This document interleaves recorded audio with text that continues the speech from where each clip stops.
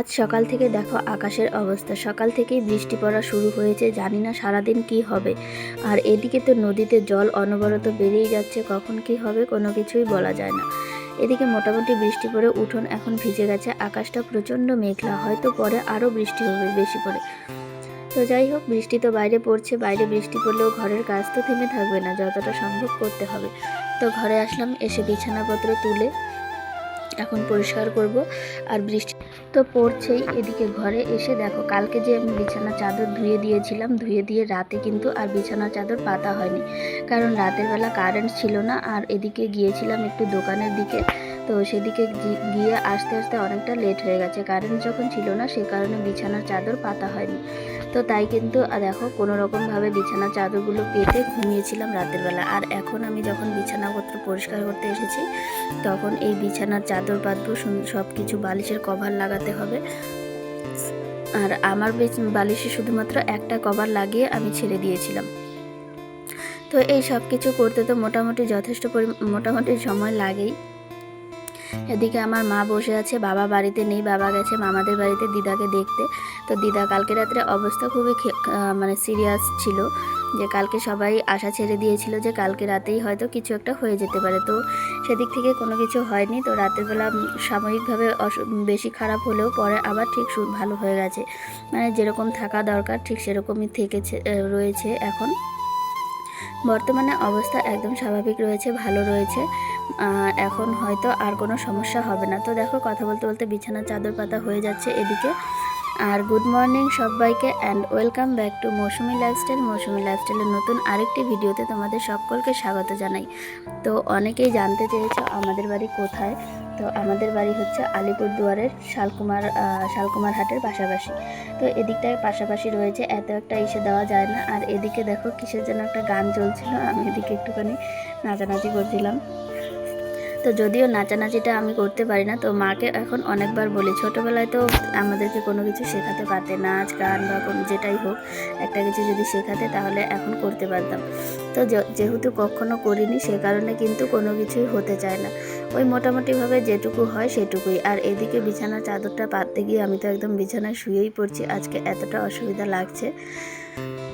তো আমার বিছানার চাদর পাতা হয়ে গেল, এখন কিন্তু যাব আমি বাকিদের বিছানার চাদরগুলো পাততে। বাকিদের বলতে দাদার রয়েছে, মায়ের রয়েছে, সবগুলো বিছানার চাদর এগুলো পেতে পরিষ্কার করতে হবে।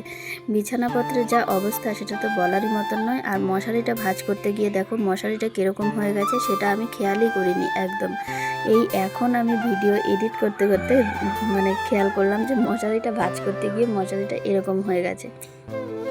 তো মাঝে মধ্যে এরকম একটা হয়ে যায়। তো বিছানা একদম চকচকে পরিষ্কার হয়ে গেল। এখন যাব একটু পাশের রুমে, মানে এই সব বিছানার চাদর পেতে পাশের রুমে যাব। পাশের রুমের অবস্থা দেখো, কাল রাতে তো বন্যা আসার কথা ছিল, মানে জল মোটামুটি ভালোই ঢুকেছে, নদীর জল। যে জায়গাটায় একদমই বাঁধ হয়নি, ভাঙা ছিল, জমি আর নদী প্রায় সমান সমান হয়ে গেছিলো। তো ভুটানেও যেহেতু বৃষ্টি হচ্ছে, সে কারণে কিন্তু তোরসায় জল ঢুকছে। আর তোরসায় জল ঢুকছে মানে আমাদের সিসামারা নদীতেও জল ঢুকছে। তো যে জায়গাটা ভাঙা ছিল সেখান দিয়ে ঢেউয়ে অনেকটা জল এসেছে। সেটা যদিও আমাদের এদিকে নয়, আমার জেঠুদের বাড়ির ওই দিকটায়, তবুও অনেকটা জল ঢুকেছে। তো সেই রাতের সব কিছু খবর পেয়ে, মানে সন্ধ্যাবেলা খবর পেয়ে দাদাও বাড়িতে এসেছিল। তখন কিন্তু আমাদের রান্নাঘরের সব জিনিসপত্র এ ঘরে আনা হয়েছিল। শুধু কিছু কিছু জিনিস রয়েছিল যেগুলো কোনো সমস্যা হতো না, আর যেগুলো ছোটোখাটো মানে প্রয়োজনীয় জিনিস সব কিছু এ ঘরে আনা হয়েছিল। কারণ গত বন্যায় আমাদের রান্নাঘরে জল উঠেছিল, আর রান্নাঘরটা আমাদের এতটাই নিচু যে জল ঢুকে যায়। একটু জল হলেই, মানে বন্যার জল মোটামুটি হলে, উঠোনে জল আসলে একটু বেড়ে গেলেই রান্নাঘরে জল ঢুকবে।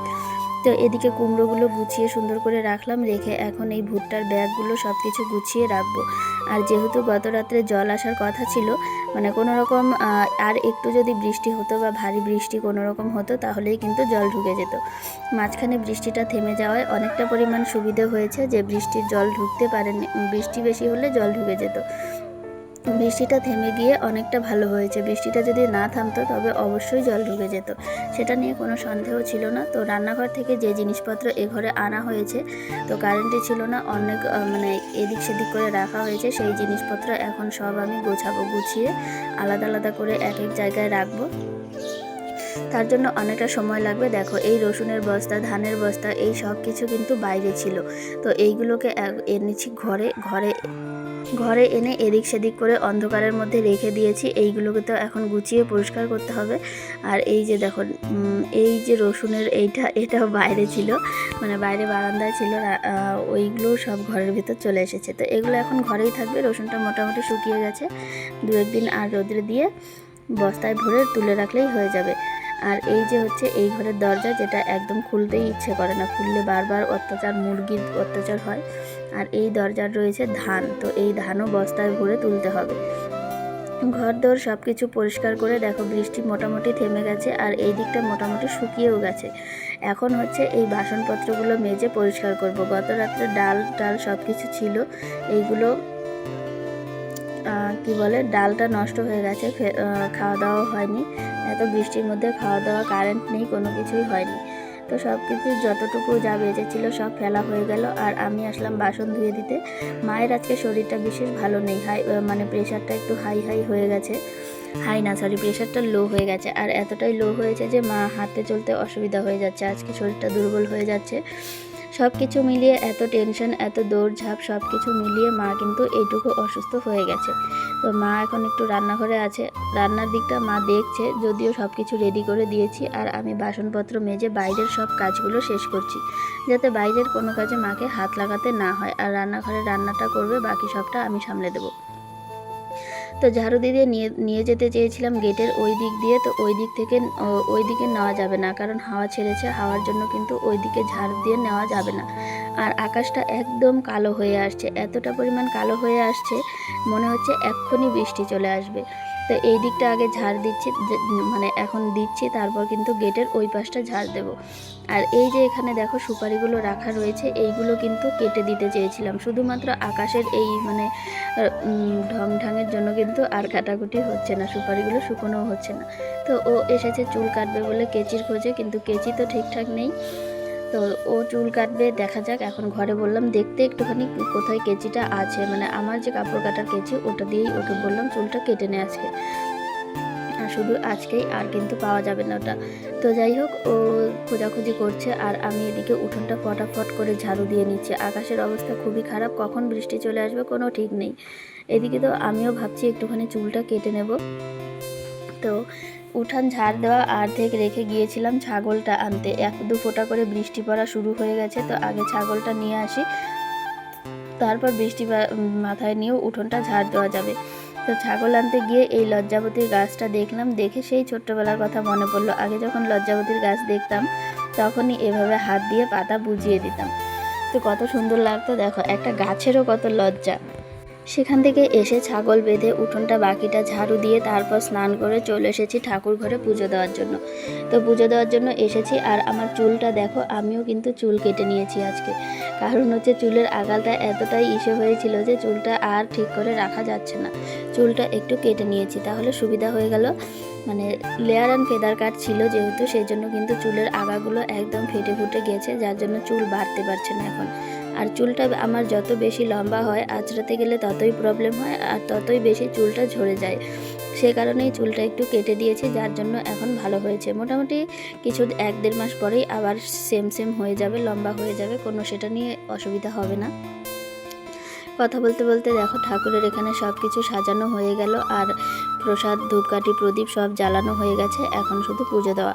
তো এই পুজো দিচ্ছি, পুজো দিয়ে তারপর যাব খাওয়া দাওয়া করতে। কত সুন্দর করে পুজো দেওয়াটা আমার হয়ে গেল, মোটামুটি যতটুকু সম্ভব। প্রচণ্ড তাড়াহুড়োর মধ্যে পুজো দেওয়া হচ্ছে, যেহেতু আকাশ প্রচণ্ড খারাপ, বৃষ্টি আসার সম্ভাবনা রয়েছে। আর এই আকাশের মধ্যে দেখো রান্নাঘরে আসলাম খাওয়া দাওয়া করতে, মা আর আমি শুধু বাড়িতে, বাবা বাড়িতে আসছে, মামা বাড়ি থেকে বেরিয়ে পড়েছে। আর আজকের আমাদের মেনু হচ্ছে লতা ভাজা আর মাছের ঝোল, কালো কচুর যে লতা রয়েছে সেই লতার ভাজি। তো আজকের লতা ভাজাটা একদম অসাধারণ হয়েছে, অন্যরকম। মাকে বলেছি এভাবে লতা ভাজা তো কোনোদিনও করনি, আজকে শুধু করলে, এত টেস্ট হয়েছে লতা ভাজাটা। তো খেতে বসেছি মা আর আমি। বাইরে দেখো আকাশটা কীরকম কালো হয়ে আসছে, ঘরে লাইট জ্বালিয়ে খেতে বসেছি, একদম অন্ধকার, জানালা খুলেও এক ফোঁটা আলো আসছে না, কারণ আকাশটাই কালো হয়ে রয়েছে। তো এখন খাওয়া দাওয়া করি, খাওয়া দাওয়া করে তারপর তোমাদেরকে আকাশটা দেখাবো। আর এত জোরে বৃষ্টি আসা শুরু হচ্ছে না, কি বলবো, ওই দূর থেকে বৃষ্টির শব্দ শোনা যাচ্ছে। তো ফটাফট করে আগে খেয়ে নিই মা আর আমি। খাওয়া দাওয়ার শেষে দেখো আকাশ কি অবস্থা। খাওয়া দাওয়া শেষ করে এ ঘরে আমরা আসতেই পারছিলাম না, কোনো রকমে আসলাম। বৃষ্টির মধ্যে ভিজে বুড়ে দেখো আকাশের অবস্থা। এখন তো হালকা হালকা পড়ছে, এক্ষুনি দেখো কি জোরে বৃষ্টিটা নামবে। মানে এত জোরে বৃষ্টি, আর এভাবে যদি বৃষ্টি হয় তাহলে নিশ্চয়ই বন্যার জল ঢুকে যাবে, মানে নদীর জল ঢুকবে।